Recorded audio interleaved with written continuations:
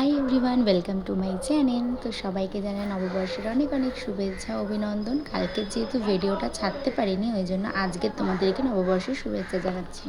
সকালবেলা তাড়াতাড়ি করে উঠে একদম পুজোর জায়গায় চলে এসেছি, কারণ সব থেকে বড় কাজ হচ্ছে এই পুজো দেওয়া।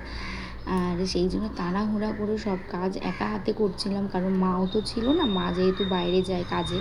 তো এই জন্য আমি সকালবেলা ঘুম থেকে উঠে তাড়াতাড়ি করে পরিষ্কার টরিষ্কার করে পুজো দেওয়া কমপ্লিট করে ফেলেছি একদম। দেখো, তোমাদের সাথে কথা বলতে বলতে পুজো দেওয়া কমপ্লিট হয়ে গেছে। আর ঠাকুরকে একটাই কথা বলবো, যাতে সবার মনের আশা যেন পূরণ করে।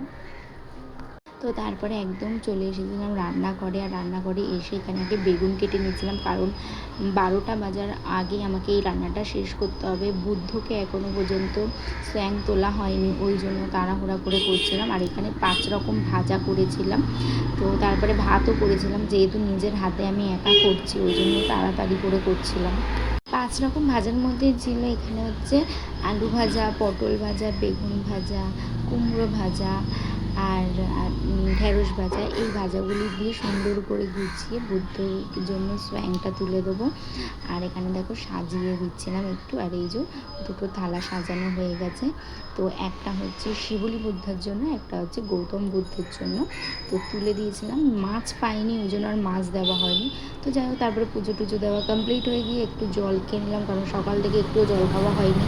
তারপরে রান্নাঘরে এসেছিলাম, এসে দেখি বাবা চিকেন নিয়ে এসেছিলো। তো চিকেনটাকে একটু ভালো করে সুন্দর করে আজ রান্না করছিলাম। তো এখানে দেখো সুন্দর করে রান্না করে নেওয়ার পর কিন্তু এই কষা জিনিসটা যে আমার এত ভালো লাগে, তার থেকে বড় কথা মায়ের হাতের কষা মাখা যে আমার কি ভালো লাগে। তারপরে খেয়ে দিয়ে নিয়ে একটু দিন আবার চলে এসেছি লাঞ্চে ছিল চিকেন আর হচ্ছে উচ্ছে ভাজা। তো ভিডিওটা কেমন লাগলো জানিয়ে কমেন্টে। বাই।